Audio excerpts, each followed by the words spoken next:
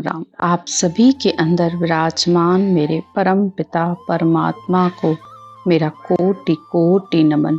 हमारा सतगुरु सुखराम जी महाराज के ग्रंथ में अलौकिक ग्रंथ चल रहा है।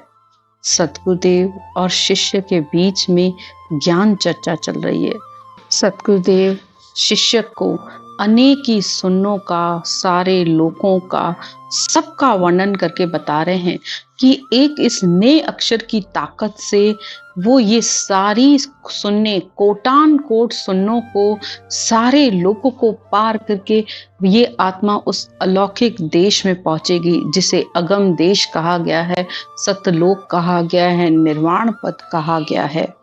अब तक की ज्ञान की चर्चा में हमने ये सुना कि अलौकिक देश तक पहुंचने के लिए आत्मा का रास्ता कौन है और वो रास्ता उसे कौन दिखाता है? सतशब्द दिखाता है।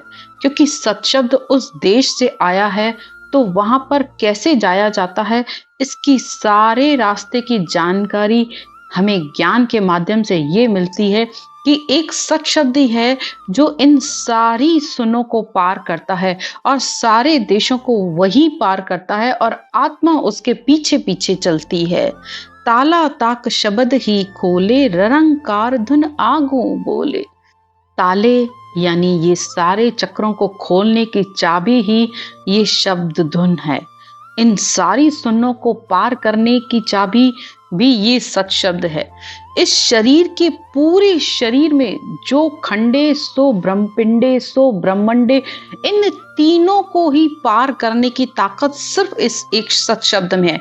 जब तक ये नहीं आया है तब तक आपकी यात्रा शुरू नहीं हुई है। तो जब कंठ कमल और जीभ से, रकार मकार से, श्वास प्रश्वास से जब इस राम के नाम को लिया गया तो ये सत शब्द कंठ कमल पर आ गया। तो उसने पहली सुन्न पार की कंठ कमल, फिर दूसरी हृदय सुन, तीसरी मध्य सुन, चौथी नाभि सुन, फिर उसके नीचे ब्रह्म कमल, फिर उसके बाद गुदाघाट और फिर उसके बाद शेषलोक पर। गुदाघाट जिसे मूल द्वार भी कहा जाता है। अब यहाँ आकर शब्द को पीछे पिछम की तरफ पलटना पड़ता है और वहां पर है सातवां चक्र जिसे शेषलोक कहा जाता है। अब यहाँ शेष भगवान अपना फन नीचे करके बैठे हुए हैं और वो रात दिन इस ब्रह्म के नाम की ही रटना कर रहे हैं, लेकिन श्वास श्वास में। तो यहाँ आने पर आत्मा ने यहाँ मूल द्वार से लेके शेष लोक तक आने में आत्मा ने 7 पाताल के लोकों को पार करके ये आत्मा शब्द की ताकत से यहाँ आई। अब यहाँ आके होती है कुंडली जागरण। कुंडली जागरण किसे कहते हैं? सबसे पहले तो आप इस बात को समझिए। कुंडली जागरण का मतलब ये होता है कि ये जो शब्द है, आत्मा ने जब रटना की, सुमरन किया, तो उसकी ताकत से ये जो शब्द यानी ये नए अक्षर शब्द ब्रह्म आया, तो शेष भगवान सिर्फ एक नए अक्षर को ही इससे आगे जाने का रास्ता देते हैं। वो अपना फन ऊपर करते हैं, तब आत्मा इस शेष लोक को पार कर पाती है। तो जो उन्होंने इस शब्द ब्रह्म को नमस्कार करने के लिए अपना फन ऊपर किया, ये होता है कुंडली जागरण। यहाँ आने के बाद आत्मा पूरी तरह चेतन हो जाती है, यानी वो पूरी तरह सतर्क होकर भजन और सिमरन में लग जाती है। यहाँ से उसके देवताओं के लोक भी आना शुरू हो जाते हैं। सबसे पहले शेष भगवान का लोक आया, फिर उसके बाद 21 स्वर्ग की पुरियां हैं इस पूरे बंकनाल में। पूरी रीढ़ की हड्डी में आप देखेंगे बिल्कुल जोड़ बने हुए हैं, एक के बाद एक के बाद। इसे 21 स्वर्ग की पुरियां कहा जाता है और फिर उससे ऊपर आता है मेरुदंड। तो शेष भगवान भी इस ब्रह्म शब्द ब्रह्म को नमस्कार करते हैं और उस आत्मा को धन्य करते हैं कि ये आत्मा परमात्मा के देश जा रही है। सतगुरुदेव कहते हैं, सतपुरुष की आस अनादु, ब्रह्मा विष्णु शिव चावे वे, जो अवतार देही घर आया, वे ही शीश निभावे है। सतपुराशा यानी इन संतों के ज्ञान के से जो ये सच शब्द आया है, तो देवता भी उसको बार बार नमस्कार करते हैं और वो भी चाहते हैं कि हमें मनुष्य जन्म मिले तो हम भी ऐसी केवल भक्ति करके अपने पद से मुक्ति प्राप्त करें और परमात्मा में जाकर मिले। तो जो अवतार आए हैं वे भी इस केवल ज्ञान को बार बार नमस्कार करते हैं, और ऐसे नित्य अवतार जो संत औदाधारी संत आए हैं उनको नमन करते हैं, उनके ज्ञान को आकर धारण करते हैं। शिव सनकादिक शेष जी ध्यावत है दिन रात, सो मंत्र हरि नाम है दूजा सब वन होए।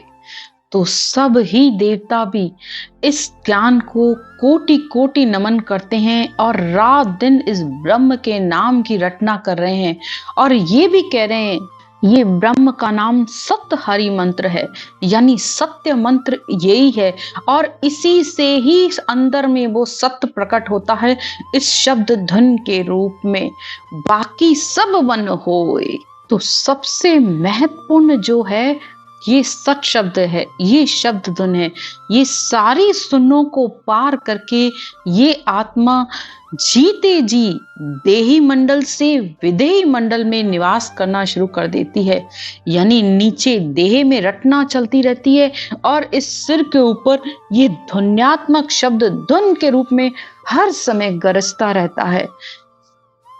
तो इस तरीके से इस शब्द की ताकत से वो कुंडली जागरण हुई, और उस कुंडली जागरण होने से इस आत्मा के अंदर अनंत सूर्य का प्रकाश हो गया। उसे ज्ञान की समझ आने लगी, बुद्धि पर ये ज्ञान बैठने लगा, आत्मा भी इस ज्ञान का निर्णय करने लग गई और इसके साथ साथ चलना शुरू कर दिया। अब इस शेष लोक से आत्मा 8वें चक्र यानी बंकनाल में आई, जिसे जहां पर 21 स्वर्ग की नगरियां हैं, इसको भी आत्मा ने इस शब्द की ताकत से पार किया। ये सारा जो पीठ का रास्ता है ना, सारा देवताओं का रास्ता है, देवलोक हैं सारे इसमें। और जो लोग ये कहते हैं कि हमें देवताओं की जरूरत नहीं है, हम पूजा अर्चना नहीं करेंगे, हम ये नहीं करेंगे, तो बताओ कैसे तुम उस धाम तक पहुंचोगे? उस अमरलोक तक पहुंचने के लिए देवताओं के तो सारे लोकों को तुम्हें पार करके जाना ही पड़ेगा। बहुत से ज्ञानी कहते हैं कि हमें देवताओं की जरूरत नहीं, हमने देवताओं को छोड़ दिया। तुम्हारी क्या ताकत है जो देवताओं को छोड़े? आज एक मनुष्य में ताकत है, देवता तो फिर भी चेतन है, उनके पास तो फिर भी वो ज्ञान है, वो प्रकाश है परमात्मा का। तुम्हारे पास क्या है? एक मामूली से मनुष्य, और तुम कहते हो तुमने देवताओं को छोड़ा। देवता नहीं, देवता तुम्हें जिस दिन छोड़ेंगे ना, तो उस दिन ये मनुष्य किसी काम का नहीं बचेगा, एक उंगली भी नहीं हिला पाओगे। कहां से छोड़ोगे? ब्रह्मा बुद्धि के दाता हैं, तो क्या भक्ति में बुद्धि नहीं चाहिए? अगर संसार में भी बुद्धि चाहिए तो परमार्थ में भी इस ज्ञान को समझने के लिए बुद्धि चाहिए। शिव में शुद्धि के दाता हैं, शक्ति श्वास की दाता है। क्या एक श्वास भी तुम अपनी ताकत से ले पाते हो? तुम कहते हो छोड़ दिया। भगवान विष्णु चेतन का गुण है इस शरीर में उनका, क्या तुम्हें नहीं चाहिए? क्या ये आत्मा के बिना ये शरीर किस काम का? तो संसार में किस मनुष्य की ताकत है जो वो देवताओं को छोड़ सकती? बिना देवताओं के न ये तुम 5 सृष्टि का सुख देख सकते हो, और वो 5 ही तत्व तुम्हारे अंदर भी हैं, और वो 5 ही देव है। क्या अन्न देवता नहीं है? जल देवता नहीं है? क्या अग्नि देवता नहीं चाहिए? क्या वायु देवता तुम्हें नहीं चाहिए? क्या नहीं चाहिए? बिना इस पृथ्वी के तुम कहां पैर रखोगे? और तुम कहते हो कि हमने देवताओं को छोड़ दिया। कोई ताकत नहीं है कि तुम देवताओं को छोड़ सको। अगर वो छोड़ने पर आ गए तो तुम्हारा होगा क्या? जरा इस बात पर विचार करो। जो ऐसे ज्ञानियों का ज्ञान सुन रहे हैं, हैरानी तो इस बात पर है कि अंतर में आत्मा रो रही है, आत्मा को इतनी तड़प हो रही है कि मैं इसी जन्म में परमात्मा से मिल जाऊं, लेकिन आत्मा अंदर से बोल भी रही है कि हे परमात्मा मुझ पर दया करो कि मैं इसी जन्म में भक्ति करके मिलूं। और फिर ऐसे ज्ञान का सुनकर निर्णय भी नहीं कर रही है कि सामने वाला गलत बोल रहा है। नहीं है, चलो माना तुम्हारी ताकत नहीं है उस सामने वाले के सामने बोलने की, लेकिन किनारा तो कर सकते हो। घर बैठो, इससे तो अच्छा घर बैठो अपना रात दिन सिमरन करो।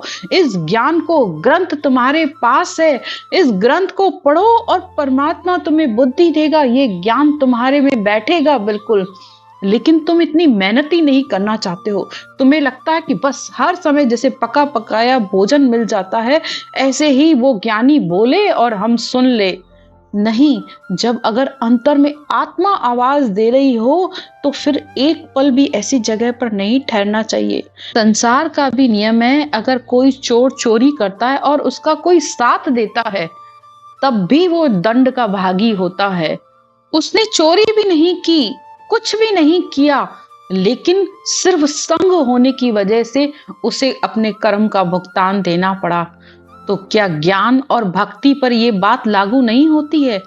इतना ज्ञान को उल्टा सीधा बोलना, गलत तरीके से बोलना, बेचारी आत्माएं जो भक्ति कर रही हैं उनसे भक्ति तक को छुड़ा देते हैं और अपनी पूजा और अपनी सेवा में सिर्फ लगाए रखने के लिए, सिर्फ अपने आश्रमों को खड़ा करने के लिए, सिर्फ धन के लिए ऐसी आत्माओं को भक्ति छुड़ा देते हैं। तो हमने पीछे गर्भ चेतावनी में क्या पढ़ा था, क्या सुना था? गर्भ चेतावनी में ज्ञान की कितनी महिमा कही गई है। गुरु मतलब गुरु के ज्ञान को छोड़ लेने पर आत्माएं अवगति में चली जाती हैं। तो थोड़ा तो ज्ञान को सुन के अंदर में डर रखो। वो परमात्मा तुम्हें बुद्धि भी दे रहा है, लेकिन हम निर्णय नहीं कर रहे हैं। मुझे आश्चर्य तो तब होता है जब ऐसे लोग मिलते हैं जो ये कहते हैं कि सामने वाला ज्ञानी कहता है कि इस ग्रंथ को उठाकर बहा दो गंगा में, या मुझे छोड़ा तो मैं तुम्हारे पीछे देवताओं को लगा दूंगा। मतलब कितना डरा रखा है और कितना बड़ा झूठ है ये। क्या एक मनुष्य में इतनी ताकत है कि वो किसी देवता से काम करा सके, या वो देवता उसके कहने पर किसी दूसरे का नुकसान कर देंगे? अरे भाई, आज के जमाने में एक मनुष्य मनुष्य की नहीं सुनता, तुम्हारा बच्चा भी तुम्हारी बात नहीं सुनता है। तो तुम, एक इंसान में इतनी ताकत है कि वो एक देवता से कहेगा जाओ इसका जाके नुकसान करे आओ। कैसी बुद्धि है, कैसा ये ज्ञान है? थोड़ा तो सोचो, थोड़ा तो विचार करो। देवता किसे कहा जाता है? देवता का मतलब ही होता है देने वाला, यानी जो तुम्हारे लिए हर समय तुम्हारी हाजिरी में है, वो परमात्मा का रूप ही है। तुम जो सुख चाहते हो, जो साधन चाहते हो, धन, अन्न, धन, संपत्ति, संसार का हर वैभव, संसार का हर सुख तुम्हें देवताओं से मिलता है और तुम उनको नमस्कार नहीं कर सकते, उनका आरती वंदन नहीं कर सकते।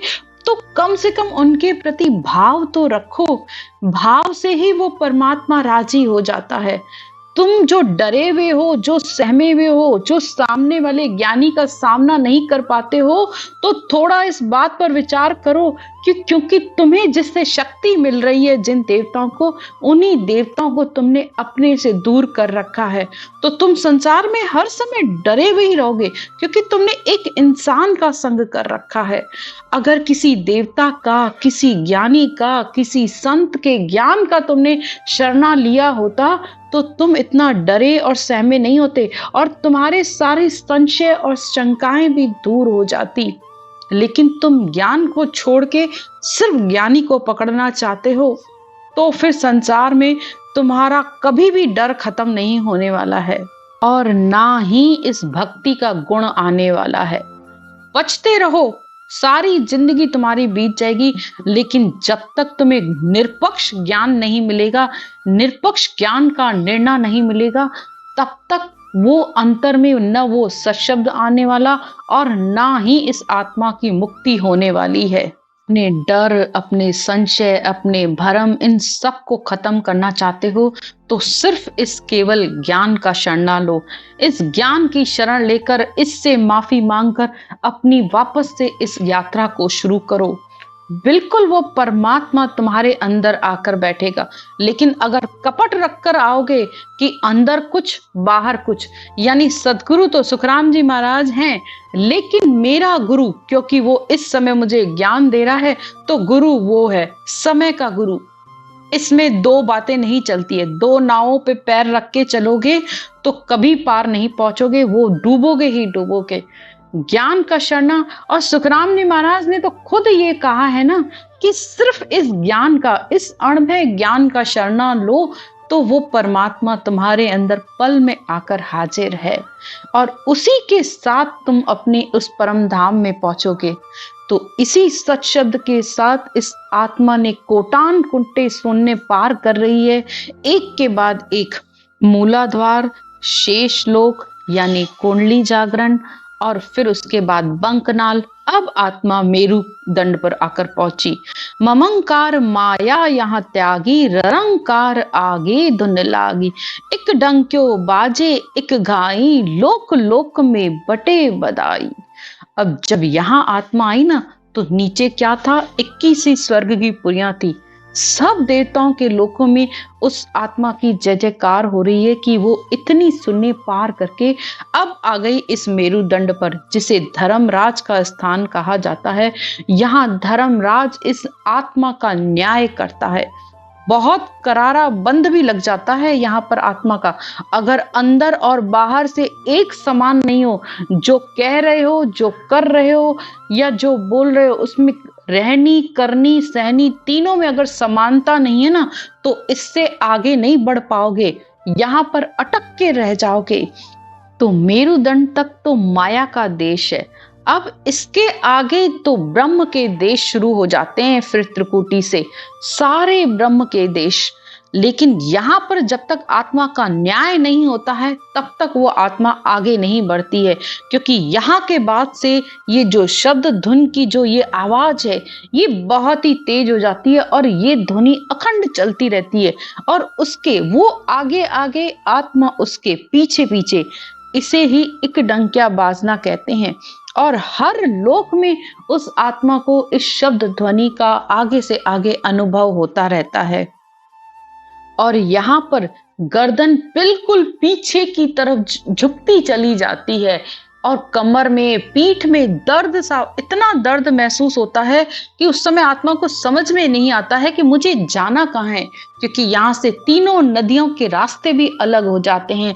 ईड़ा, पिंगला, सुखमणा तीनों अलग अलग हो जाते हैं। एक तरफ से ईड़ा, दूसरी तरफ से पिंगला, और सुखमणा सिर के ऊपर से होकर आकर त्रिकुटी पे आती है। तो यहाँ पे भक्ति करने वाली आत्मा को रास्ता भी समझ में नहीं आता है कि मैं क्या करूं। तो यहाँ के बंद को खोलने का एक ही तरीका है, आंखें खोल के रटना करो, खूब रटना करो, लेकिन आंखें खोल के करो। आंखें खोल के रटना करोगे तो ये बंद खुल जाएगा और वो आत्मा सिर से ऊपर होकर त्रिकुटी पर आ जाएगी। तो इस तरह आत्मा ने नाभि सुन्न, ब्रह्म सुन्न, गुदाघाट सुन्न, शेष लोक सुन्न, बंकनाल की सुन्न और मेरुदंड की सुन्न को पार किया। इससे आगे की चर्चा कल करेंगे। राम राम। सिमरन की विधि। सिमरन करने का तरीका बहुत ही सरल है। सबसे पहले आप अपनी इस श्वास को समझिए। हमारी नाभि से जब हम श्वास को ऊपर की तरफ ले जाते हैं, यानी नाभि से गहरा सांस लिया और वो नाक तक गया और फिर वापस उसे नीचे छोड़ा तो वो नाभि में गया, यानी ये श्वास अंदर गोल माला की तरह हमारे अंदर घूमता है। थोड़ा सा आप इस श्वास को देखने की कोशिश करिए। गहरा श्वास लिया, जब श्वास नाभि से लिया तो उसमें आपको राम राम बोलना है और जब छोड़ा तब भी राम राम बोलना है, वो भी कंठ और जीभ के साथ। अगर आप लोग पहली बार कर रहे हो तो जैसे अनुलोम विलोम किया जाता है, ये बस वही तरीका है। श्वास को ऊपर ले जाते हुए राम राम राम राम राम राम राम राम राम राम राम राम राम राम राम राम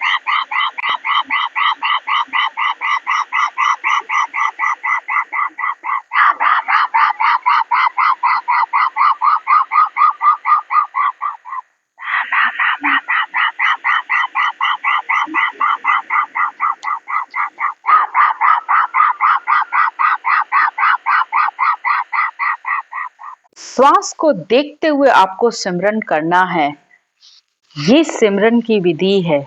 जब आप इस तरीके से सिमरन करते हो तो वो सत्शब्द शब्द ब्रह्म ने अक्षर आकर इस कंठ कमल पर जागृत हो जाता है।